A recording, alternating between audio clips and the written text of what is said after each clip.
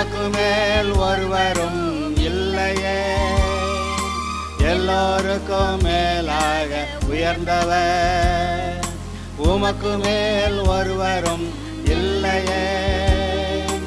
அல்லேலூயா, அல்லேலூயா, அல்லேலூயா, ஆமென். அல்லேலூயா, அல்லேலூயா, அல்லேலூயா, ஆமென். ஒருவரால் சிருஷ்டிக்கப்படாமலே தாமாக என்றென்றும் இருப்பவர். ஒருவரால் 1 யோவான் 5வது அதிகாரத்திலிருந்து வாசிக்கிறேன். இயேசுவானவரே கிறிஸ்து என்று விசுவாசிக்கிற எவனும் தேவனால் பிறந்திருக்கிறான். இயேசுவானவரே கிறிஸ்து என்று விசுவாசிக்கிற எவனும் தேவனால் பிறந்திருக்கிறான். நான் மறுபடியும் வாசிக்கிறேன். இயேசுவானவரே கிறிஸ்து என்று விசுவாசிக்கிற எவனும் தேவனால் பிறந்திருக்கிறான். இந்த வார்த்தை சத்தியமானது. வானம் பூமி ஒழிந்து போனாலும் இந்த வார்த்தைகளோ வார்த்தைகளின் எழுத்தோ உறுப்போ ஒழிந்து போகாதென்று மெய்யாக உங்களுக்கு சொல்கிறேன் என்று இயேசு சொல்லியிருக்கிறார். வேறு யாரோ மனிதன் அல்ல, இயேசு சொல்லியிருக்கிறார். வானமும் பூமியும் ஒழிந்து போனாலும் இந்த நியாயப்பிரமாணத்தில் உள்ள ஒரு வார்த்தையும் ஒழிந்து போகாதென்று சொல்லியிருக்கிறார். அவருடைய வார்த்தை சொல்லுகிறது, இயேசுவானவரே கிறிஸ்து என்று விசுவாசிக்கிற எவனும் தேவனால் பிறந்திருக்கிறான். பிறப்பித்தவரிடத்தில் அன்பு கூறுகிற எவனும் அவராலே பிறப்பிக்கப்பட்டவனிடத்திலும் அன்பு கூறுகிறான். அதாவது ரட்சிக்கப்பட்ட மற்றவர்களிடத்திலும் அவர்கள் அன்பு கூறுகிறார்கள். நாம் தேவனிடத்தில் அன்பு கூர்ந்து அவருடைய கற்பனைகளை கை கொள்ளும்போது நாம் பைபிள் வாசித்து எப்படி இயேசு ஆண்டவரை பின்பற்றுறதுன்னு சொல்லி நாம் தெரிஞ்சு பிதாவாகிய தேவனை இயேசு கிறிஸ்துவின் நாமத்தினால் தொழுது கொள்ளுகிறோம். நம்முடைய மனசாட்சியிலே அவரை பேசி நடத்துகிறபடியெல்லாம் நாம் செவ்வையாக நடக்கிறோம். நாம் தேவனிடத்தில் அன்பு கூர்ந்து அவருடைய கற்பனைகளை கை கொள்ளும்போது தேவனுடைய பிள்ளைகளிடத்தில் அன்பு கூறுகிறோம் என்று அறிந்திருக்கிறோம். மறுபடியும் தான் சொல்ல வர்றார். நீங்கள் கர்த்தருடைய கற்பனைகள் இப்படி கை கொண்டாதான் உங்களோட கூட இருக்க ரட்சிக்கப்பட்டவர்கள்ட்ட நீங்கள் அன்பு கூறுவீங்க அப்படின்னு. அப்போ இது ஒரு இண்டெக்ஸாக வருது, ஒரு அடையாளமாக வருது. என்ன அடையாளம்? இயேசுவானவரே கிறிஸ்து என்று விசுவாசிக்கிற எவனும் தேவனால் பிறந்திருக்கிறான். தேவனால் பிறந்திருக்கிற எவனும் அவரால் பிறப்பிக்கப்பட்டவனிடத்தில் அன்பு கூறுகிறான்.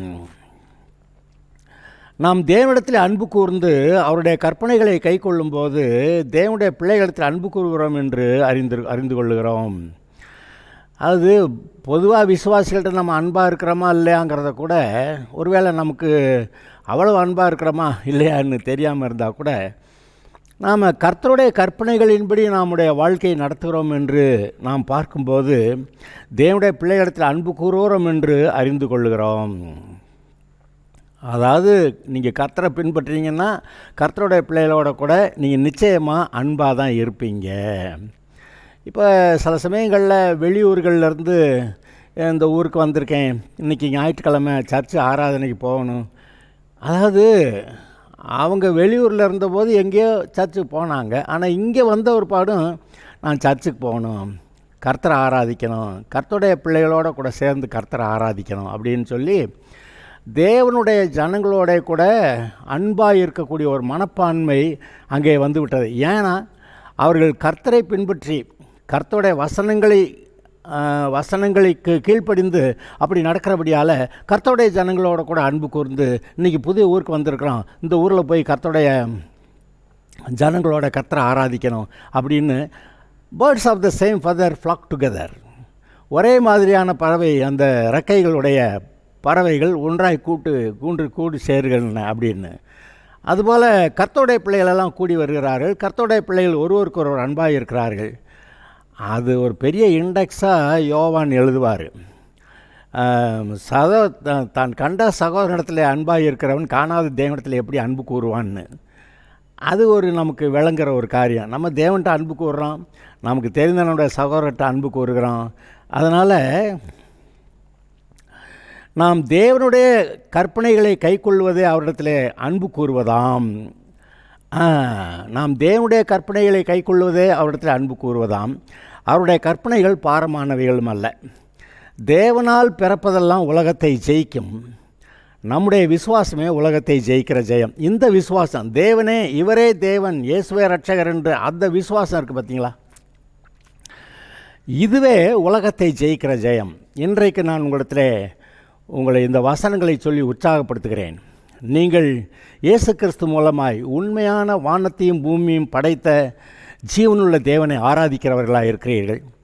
நீங்கள் ஜீவனுள்ள தேவனை ஆராதிக்கிறவர்களாக இருக்கிறதுனால அவரால் பிறப்பிக்கப்பட்ட மற்ற விசுவாசிகளிடத்தில் அன்புள்ளவர்களாக இருக்கிறீர்கள். அப்படி அன்பு கூறுகிற தேவனுடைய வசனங்களை கைக்கொண்டு தேவனுடைய கற்பனைகளை கைக்கொள்ளும்போது அவன் தேவனுடைய பிள்ளைகளிடத்தில் அன்பு கூறுகிறோம் என்று அறிந்து கொள்கிறோம் என்று எழுதியிருக்கிறது. அது மாத்திரமல்ல, நாம் தேவனுடைய கற்பனைகளை கைக்கொள்வதே அவரிடத்தில் அன்பு கூறுவதாம்.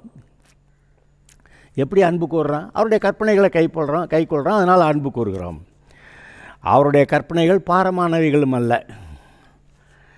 தேவனால் பிறப்பதெல்லாம் உலகத்தை ஜெயிக்கும். நம்முடைய விசுவாசமே உலகத்தை ஜெயிக்கிற ஜெயம். நீங்கள் தேவனால் பிறந்திருக்கிறீர்கள்.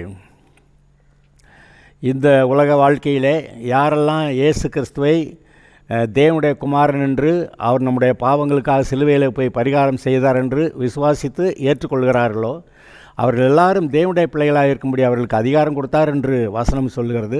அதிகாரம் கொடுத்தார். நீங்கள் அந்த அதிகாரத்தை எடுத்துக்கொள்ளுகிறீர்கள். அது மாத்திரமல்ல,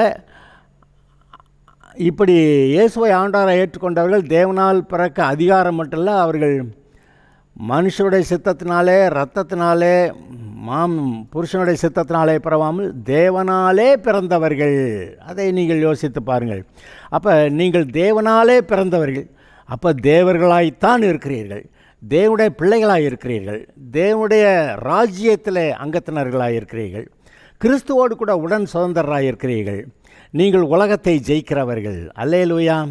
தைரியத்தோடு கூட கர்த்தருடைய பிள்ளை என்ற அந்த ஸ்தானத்தில் நின்று வாழ்க்கையிலே முன்னேறுவோமாக. உங்களுக்கு முன்பாக ஜெயம் வைக்கப்பட்டிருக்கிறது. நீங்கள் பெரிய நல்ல ஆசீர்வாதத்தோடு கூட, அதாவது ஆசீர்வாதத்தோடு கூடன்னு சொன்ன உடனே பணம் நிறையா கிடச்சிடுறது அப்படி மட்டும் நிறைய பேர் நினைக்கிறாங்க. அப்புறம் தன்னுடைய குடும்ப காரியங்கள் வேணுங்கிற மாதிரிலாம் நடக்கிறது அப்படி நினைக்கிறாங்க. ஆனால் சில சமயத்தில் இந்த ஆட்கள் கர்த்தருடைய சித்தமாக இல்லையான்னு தெரியாமையே குடும்பத்தில் இப்படி நடக்கணும் அப்படி நடக்கணும்னு கேட்டுருவாங்க. அதை மட்டும் நாம் கவனிக்கணும். நாம் எதையாகிலும் அவருடைய சித்தத்தின்படி கேட்டால் அவன் நமக்கு செவி கொடுக்கிறார் என்பதே நாம் அவரை பற்றி கொண்டிருக்கிற தைரியம். இதே வசனம் இந்த அதிகாரத்திலே வருது. நாம் எதையாகிலும் அவருடைய சித்தத்தின்படி கேட்டால் அவர் நமக்கு செவி கொடுக்கிறார் என்பதே நாம் அவரை பற்றி கொண்டிருக்கிற தைரியம். அவருடைய சித்தம் நம்ம நல்லா இருக்கணும்னு, சமாதானமாக இருக்கணும்னு. எதையாவது தப்பாக செஞ்சால் சமாதானம் போயிடும். ஆதலால் தேவனுடைய சித்தம் எது என்று அறிந்து அந்த இதில் முன்னேறுவோமாக.